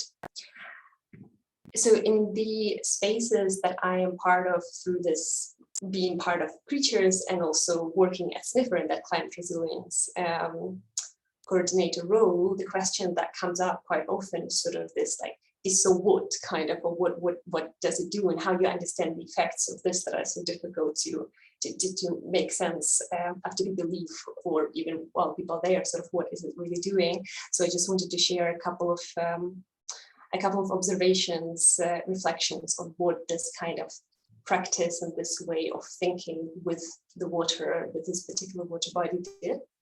One was about the language shifts and observing the way that people who participated in these activities shifted from talking about, got into a space of thinking about the value of flooding and reframing flooding from this is a risk by default for some reason, right? It was even opening up that space, and for whom, and thinking about the needs of other species in this conversation, where a lot of different species and ecosystems are entirely reliant on flooding, and being able to kind of grasp the entirety of flooding as a phenomena that is so essential to the living world. And this was where this, I don't think we used so much the word of the one that I put into the title of this, non-anthropocentric. Maybe we did, but that wasn't a big focus of it. It was much more focused on this tactile exploration of what does it mean to feel in this different capacity. That also allowed us to open up spaces of different meanings of water for different people and understand how the experience of waters are quite varied, of course, but often linked to class and the kind of where people live, what sort of housing people have, how much they perceive water as a threat versus something they can enjoy or something in its own right. And the third part of this kind of making sense of what this kind of thing does beyond being in that space together and connecting with each other, and this kind of language shift is building the capacity to imagine different futures collectively. And something that magic that I think many of you experience also work with different groups of people, something that happens, that intimate space where people are able to, to imagine that the way that things are is not the way that they have to be necessarily. Right, and something that also Julia asked us to share that I was, really appreciated that prompt to think about the ingredients of what makes this kind of practice possible.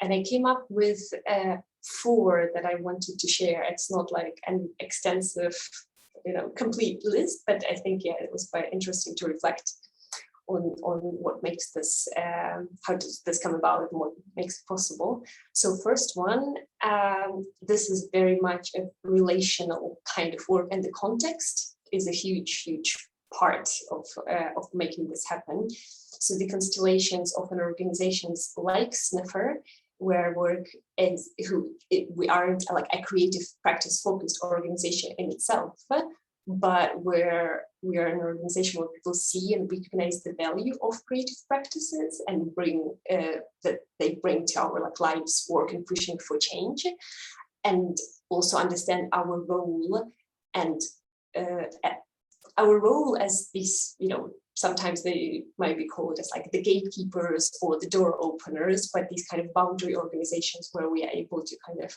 open up the spaces where such things might not necessarily be usually there. So the context is very important.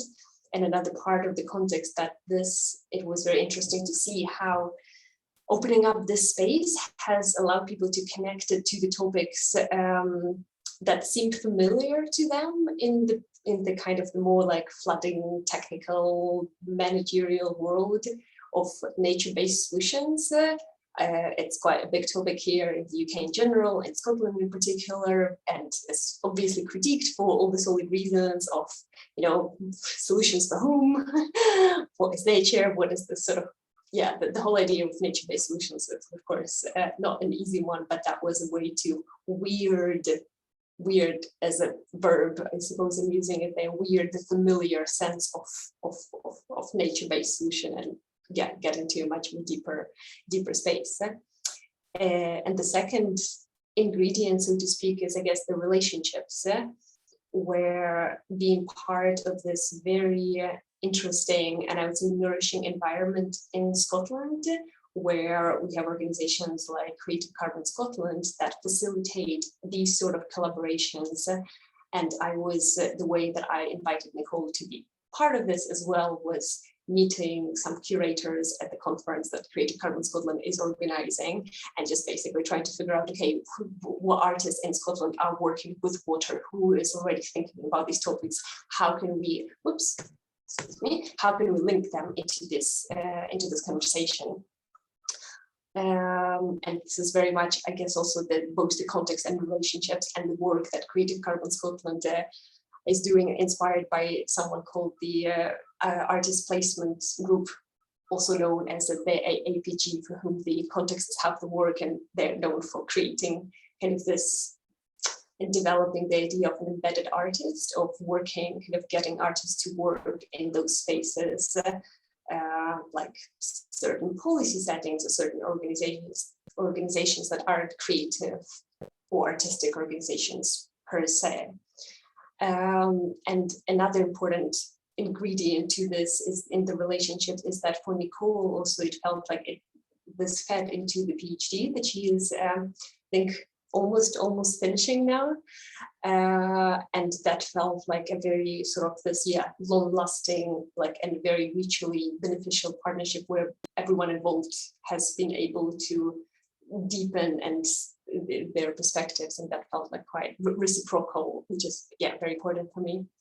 And the third ingredient is this idea of encouraging experimentation from this position of this intermediary boundary organizations. And I think someone earlier was talking about the importance of creating spaces where there are no judgments of what is said or discussed, and creating those spaces where there's explicitly no problems to be solved, and framing this as something just as a space to come together to use our imagination and creativity, not creating something fancy, but just imagining imagining what it's like to be a water body. And finally, the kind of that, I guess, deliberate using the power to create spaces for asking questions. And on one hand, it's to ask, to kind of dismantle those things that might be taken for granted. And on the other, to imagine the viable alternatives is if we're dismantling this idea of anthropocentric or human-centric world, what does that multi-species flourishing world look, feel, smell, and taste like, and what are our roles in bringing that world about? And yeah, just to finish off, I want to share a very quick poem that was written as a part of this collaborative We're All Tributaries workshop process together with Nicole. And it has just 4 lines. And so each of these lines was written by a separate person. It's a game that I forgot the name of, where you sort of write one line and then you fold it and you pass it to someone else, and another person writes the next line. I think, yeah, most of us played it in childhood. But yeah, calm, flowing life force, the water full of life, comes and goes, flowing. My life carries on as normal. Nothing is normal, all has wonder. Thank you. There's my contact details there. Please get in touch if you want to talk about this stuff. Wow, thank you so much, Iryna. I was so drawn in that I forgot to give you the 15 minutes sign, but especially this poem, like who was writing it? So was it a collective writing exercise in the conference? Or? Yeah, sorry, I think I didn't make it so clear. Yeah, so it was part of this workshop when we were making stops in this river journey. The stops were to do this poetry writing as the way to respond to what we have just seen and heard. And that was this like writing a line, passing to another person. So there's a whole bunch of poems that are part of that collage, that were written in that collective way. So it's this collective authorship of the whole thing as well, which is links to this idea of we're all tributaries and collective world making practices. Yeah, really beautiful. And I think for me, what resonated so much was kind of, I think you said, I think you called it language shifts, but also this shift of perception of something. And then you said basically questioning what we take for granted, and not just questioning and, in a way, shaking up the building blocks that make our life, but also then making experienceable or imaginable the viable alternatives, you said. And for me, what's so interesting is that, in a way, it's an echo of that process that Sam explained as the design process itself, that when you are engaging with something, you don't take the brief. First of all, you deconstruct your question. Is the brief even correct? Can I even sign up for this? And is the question right? And how do I do it? And then you don't seek for the answer within yourself, but within a transdisciplinary community. So in a way, seeking for an answer from the people, from a broad perspective of backgrounds. And it's so interesting that we are using, in a way, the same process to craft the engagement that the engagement then has. It's almost like an echo of that process of discovery, it seems. And maybe the same goes for your work, Adriene. Would you say this is also how you're working, how you're doing it? Did you have some insights, for example, in these conversations of, wow, this is exactly the same thing as the way I was crafting it is now happening for that person I'm engaging into the process? Well, I will say that I learned, I definitely learned what the project was as I began to do the readings. So I really didn't know what I was getting into when I began and when I proposed this. And they definitely have completely evolved as a result of offering the readings. So everything about how I now give readings is a responsiveness to what I've been taught by the people that have, come and sat with me. So, and one of those things that's been the most surprising is because when I first had the idea to do the project, I actually was like, I don't want to even do this because it seems like it's going to be really depressing to tell people's climate futures. That sounds awful. What a bad idea. But something kept pushing me to do it. And so I was like, okay, I'm just going to do it on faith. And what's ended up happening, to my surprise, is the way that it touches people and what happens in that moment, how that transforms, and how, I mean, when I take these pictures of, what you see of people, I mean, everybody's really smiling, they're refreshed in a way, or they have this different sense of agency. So I'll just say that I think that there's a way that the project has really taught me, and as other people are saying, in collecting those stories and collecting what people are thinking about and being in that listening space, a lot more about the depth of the social and political will that exists to make changes.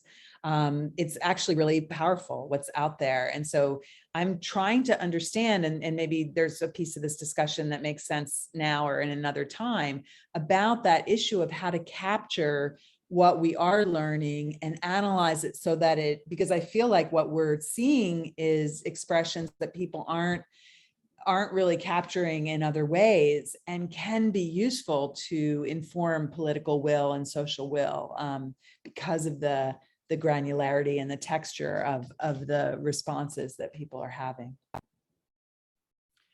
I think there's 2 points I would like to touch on there. One is, did you ever think about using the tarot to build a community, in a way, having this moment of a reading for them to be like, okay, now you can be part of this group, and then in a way, to really kind of build that sense of community even stronger? And if you consider it, why did you not do it? Or maybe you do it and I'm just not aware of it. That's the first question. And then the second point I really would like to get into is this whole idea of deep listening. You said deep listening, and then Pete and Sam were saying, actually, we don't want to go and speak. We want to go and speak, like understand what's going on.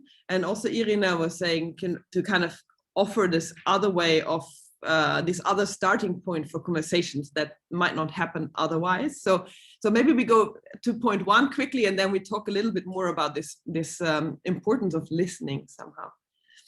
Yeah, thank you, Julia. I definitely think that there is that potential for community to exist alongside this.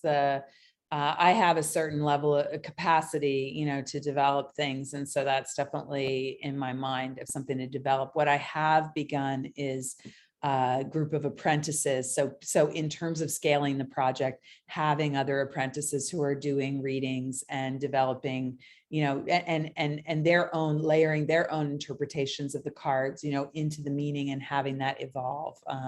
And I definitely see that it could be like, that could be a whole project, is having a community that builds, within, say, a space over time or something. So it's definitely a direction that things could be go in.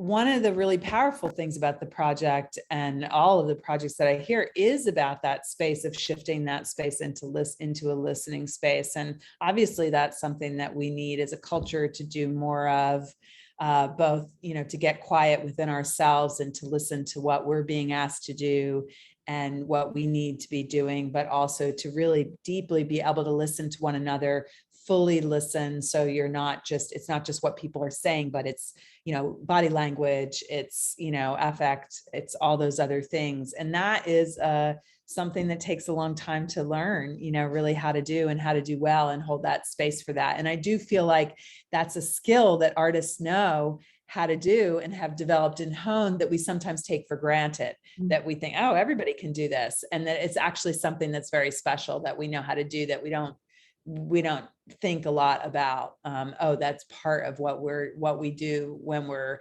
accessing our intuition around a project or engaging people in this deep way. So I am interested in what other people have to say about that.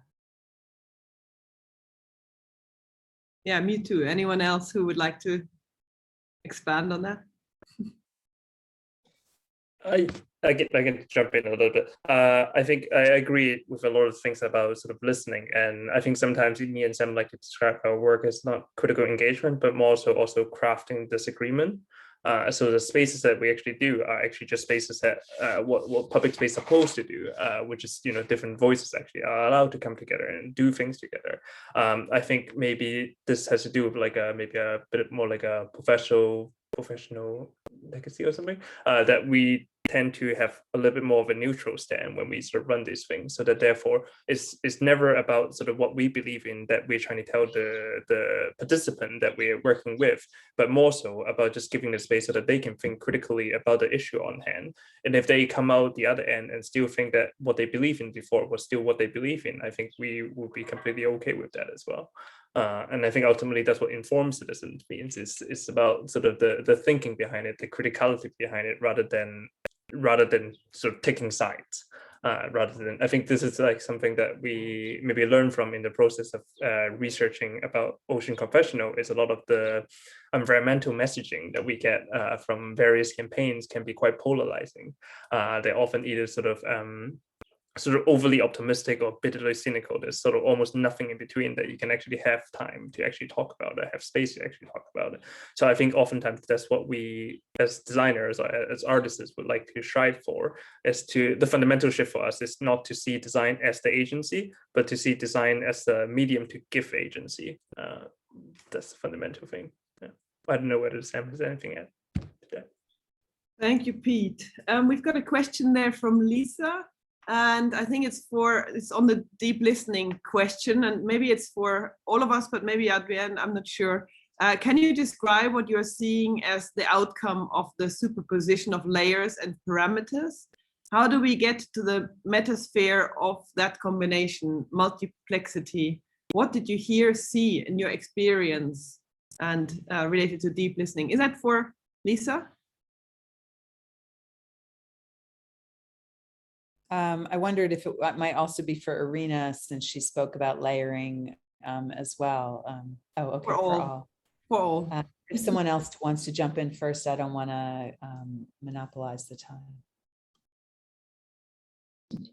Yeah, shall I have a go? I think it's such a beautifully worded question, but I think, yeah, there's a few different parts, I think, to this for me.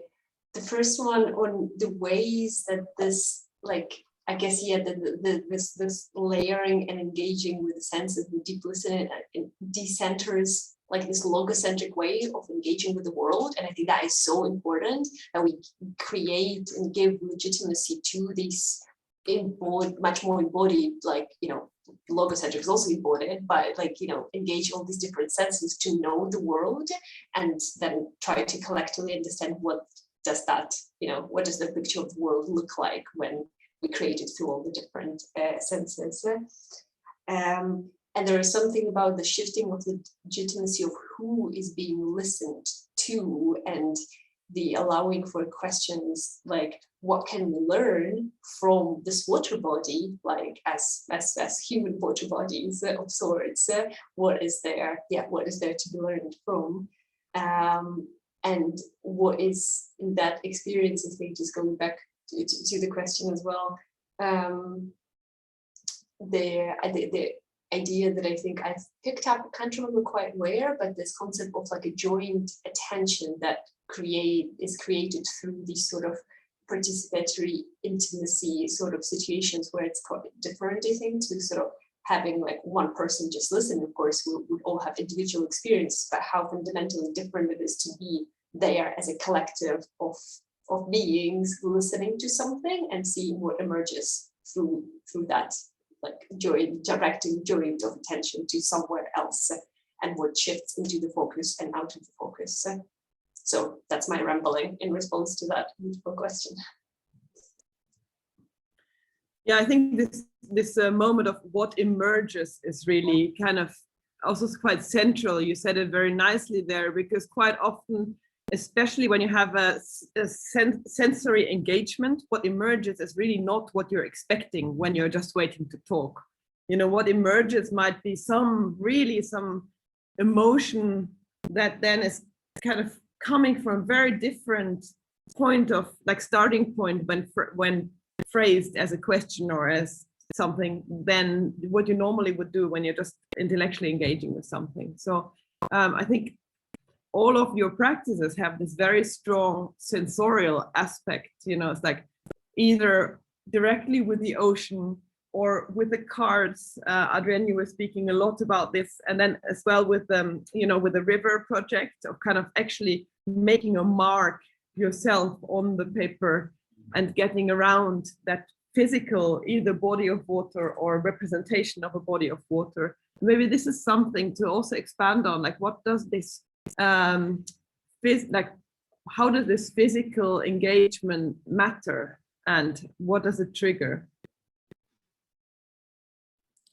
What I would, and I think this was speaking to the Selkie skin as well. I think that there's a way that I've noticed that just the little space that I create, because I do them often in very busy environments or online even, it's like this computer thing, but this special space that I create, it creates this little like moment where there's a level of attention to detail and to beauty and to, and that I mentioned the tactility of the cards because when I'm out in public and people have the cards, they have a different feel to them, and they also have been touched by all these other people.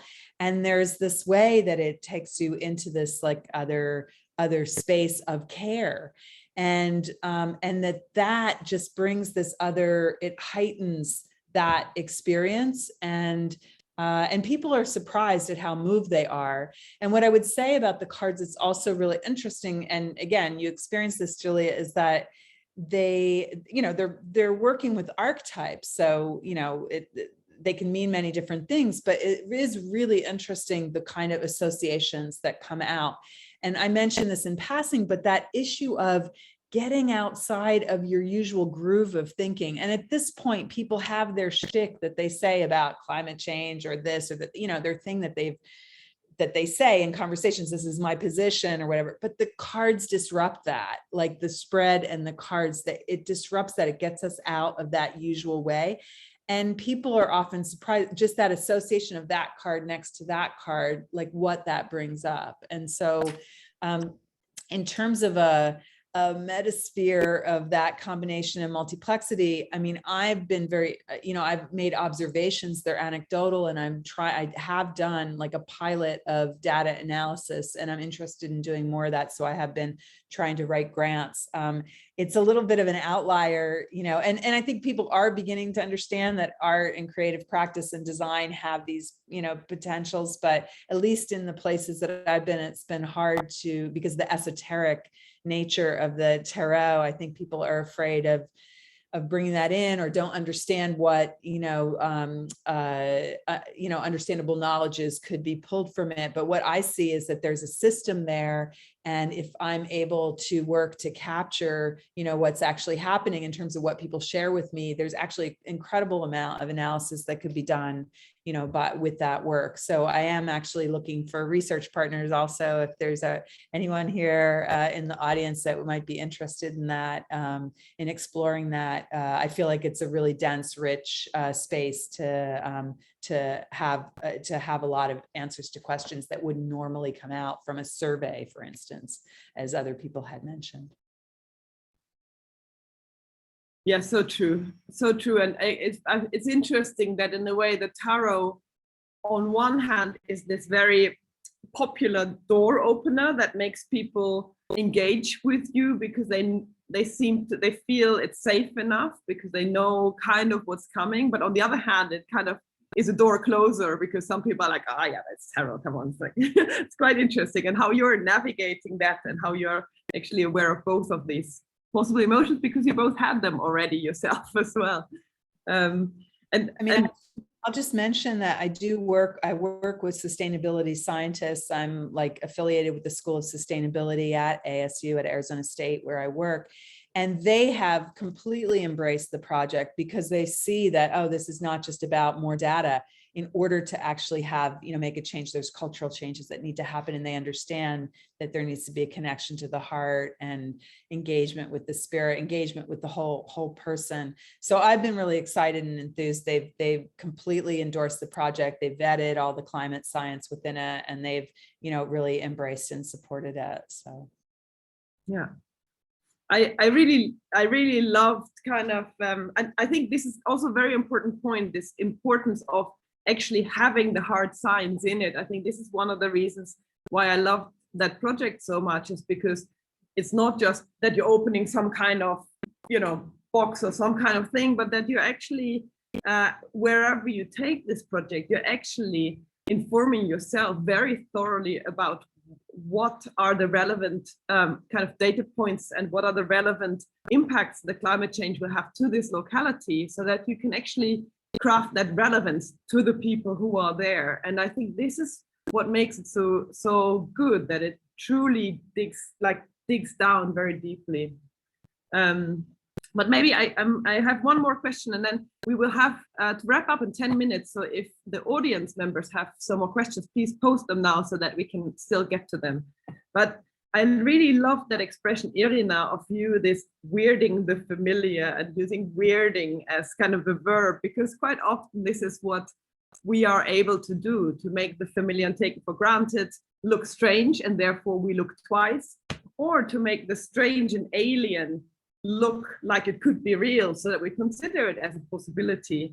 And I would love to hear about, just briefly, because it made me then, when you mentioned it made me think immediately back at Pete and Sam like fishing in the storm drain, because it just was this like, huh, what the heck are you doing? And then you're already in a conversation. So can you talk a tiny bit, either of you, about how we do that? Like what are the ingredients? How do we even start kind of doing it?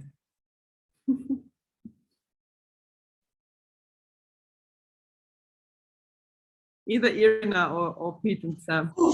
Yeah, it's one of those. No way there's a recipe, right? Like there's no but there are some like ingredients, right? I guess it's like for me personally, which is the only, I guess, point I can speak from, is this: the weirding is knowing, like having the faith in the weird sort of, and like following that, and bringing myself into a space where I have enough courage to bring that weird with me, and to look weird and to appear weird with that weird that I'm bringing, and treasure the weird in me, and treasure the weird in all the other weird people, and care for each other's weirdness. That's my ingredient there. Beautiful way of putting it. How about you, Pete and Sam? Don't know whether Sam would jump in, but we do have a bit of a formula that sometimes we use, which is a bit embarrassing because it's like very designy. But we would like to think of it as 4 different components usually when we approach a project, and it's usually highly context specific as well. And I think that's why we do a lot of the work that we do, because they are always different in different cases. And then they usually, the 4 ingredients that you usually think about it is, number 1 is story and scripts. So what is actually the story we're trying to target? What is the environmental, or what is the issue ultimately? What is it that we're actually trying to tell? The second part is familiarity, which I think many of us sort of talked about it, and that's the part that we do a lot of ethnography work or ethnography research before we actually do any projects, before we actually do any testing. And I think that's some of the listening that we actually do as well. And then the third part is interruption. So oftentimes it's just about pushing that slightly. So turning the familiarity into something slightly weird, like many of us also talked about. And then I think the last part for us is always quite important, is facilitator. Facilitator not only meaning physically us having to be there, but also sometimes that facilitate could be a sign, could be an object, could be a film. Like those are different mediums of facilitators as well. But we oftentimes finds like even other projects that we have studied before, oftentimes really strong elements of all 4 of those ingredients before it can actually properly engage people into thinking about things slightly differently. Yeah, and then I think most of the time we also just fully trust the story as well. So we never, for example, like if for example, if we talk about sort of story or scripts, we never go to the street and tell people that it's an art project or anything like that. We simply sort of engage people within the stories, and in that way, you know, you stop people from sort of thinking it's an art project and they have to give you a particular kind of answers, which is something that we sort of learn from campaigning and stuff as well. That doesn't work, because once you mention something, they already presume a certain answers, and you no longer engage them anymore. You lose them right away. It's a bit of what I guess galleries sometimes do as well. You there's a level of censorship that goes into it. But yeah, Sam, do you have anything to add? No, I think that covers it quite well. I don't think I have anything to add to that. I just appreciate that. I just appreciate that there's these approaches. I think, as Adriene talked about, is that these approaches are fundamentally being seen, or are slowly. I really appreciate that these fundamentally being seen as a way of true engagement, or like as seen equivalent to other forms of knowledge, which are deemed more applicable, more important to these issues at hand. And that these knowledges are no longer being seen within simply the realm of art or art practices, but as a way to craft an understanding of a public, and a way to come to understand how we can engage with people for really important issues. And I think I go back again to sort of why there's this hesitancy, or maybe Julia, you mentioned, a little while ago about the importance of, say, the sensorial. And I think it becomes really important when you contrast it to what people normally experience when you talk about these issues, where I've been on the other side, where I've had to, you call people up on the phone, or you hand out a survey, and it's a simple piece of paper with a clipboard, and you're just standing there, and I think that's, it's not a way to elicit, or not a way to actually engage people and talk about an issue that is deeply personal. It is a way that it immediately puts a bridge, it immediately places sort of a barrier between these people and the issue at hand, and also positions you as an authority figure, which doesn't allow them to have their own authority and their own voice within this work, which is what a lot of the works here do. Yeah, thank you. Yeah. Yeah, we have one more question by Carl. Carl, do you want to ask it yourself, or shall I read it? My eyes are not so good. I should kind of, maybe I can read it there, but then I turn around. So he writes, I was a little bit caught on the comment, artists have a special skill learned over time to connect and engage people and to create the environment for these explorations. Is this skill something you feel that is easy or hard to pass on to other people? For example, the Tarot project, you mentioned training apprentices. Are you worried or encouraged by the fact that the project goes out of your hands and can develop in directions both constructive but also unconstructive? Perhaps to everyone, what happens when the public sees what you do, tries to copy it, and might look very different without the expert facilitator that has been present in your person as a designer and as an artist in your project? Very good question. Yeah, I might answer first because I have to apologize. I have to drop off right at the top of the hour. But I think I was speaking about a special skill for listening. So some people might or might not have the ability to, some artists might, to connect and engage. That feels like a unique skill for certain types of artists. But I do feel like one thing that all artists do is develop their ability to listen to what's being called of them, asked of them, and to listen very closely in really like multi-layered ways. So I will say that I do think it's learned. I think it's honed. I think people can develop that. I don't think it's like a special gift. I think you can, you decide to develop that and develop that over time. And I've put faith in the people that have come to me, had interest in apprenticing, that I can pass on the project. I share my ethics and values and what holds those, but I'm personally excited about the evolution of the practice. I like the fact that people layer their own understandings along with it. So what I do is I train people, and actually Julia and her assistant went through a training. And then I'm curious, like the court cards, people can layer their own meanings of what environmental, people have been very important for them onto those meanings.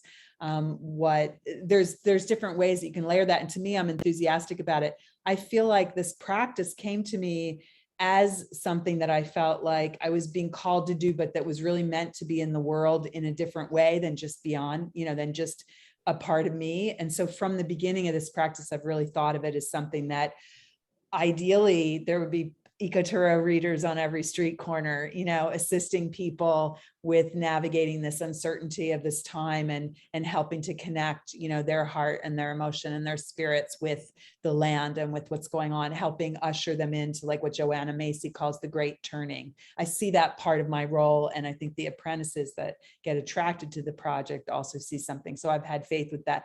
I will say I am concerned about people taking it and then charging for the practice, because I currently don't charge for the practice. And I wonder if my apprentices might do that. So that's the one piece I will play, like that's been a concern for me, because my ethic has been to not charge for it, to offer them for free. But I do understand some people might see it as a way to not necessarily make a lot of money, but to be able to, pay for their time. When my apprentices have offered readings, I've offered a stipend to them, so to cover that. So anyway, and I apologize, I need to sign off. It's been a real pleasure to meet all of you, and I will look for the recording so I can hear the end of it. Thanks for the questions as well. Thank you so much, Adriene, and we will be in touch when it comes to really kind of learning and so forth. So you will hear from us from our side. Great. Thank you all so much for your practices. Bye-bye. Yes. So it's kind of almost time for us to wrap up for everyone, I think. But I think this is the starting point of a discussion. We will really kind of try and really very carefully take your practices and find iterations of them here in Finland that make sense in this context, and then we will kind of record and feed back to you what we were doing. Always careful that we're crediting, of course, the original work. Are there any last comments that anybody would like to make or questions? No, everyone happy. It was an unbelievable pleasure to have you all around the table, and I'm so glad, and I thought many times in your presentations, oh, I'm so glad that we're recording this, because there was a lot of wisdom and a lot of really great kind of methods and insights into why we're doing this practice and how we can really affect change. So thank you very much, all of you. And if this pandemic has brought us anything, is this kind of skill of bringing the whole world together around one table for an evening. It's really wonderful too. So warm wishes to all the corners of the world that you've kind of logged in from, and I hope to be in touch, and we will kind of feed back to you our iterations of your practices. Thank you so much. Thank you so much, Julia. Appreciate it. Thank you so much, Julia, and everyone else. See you.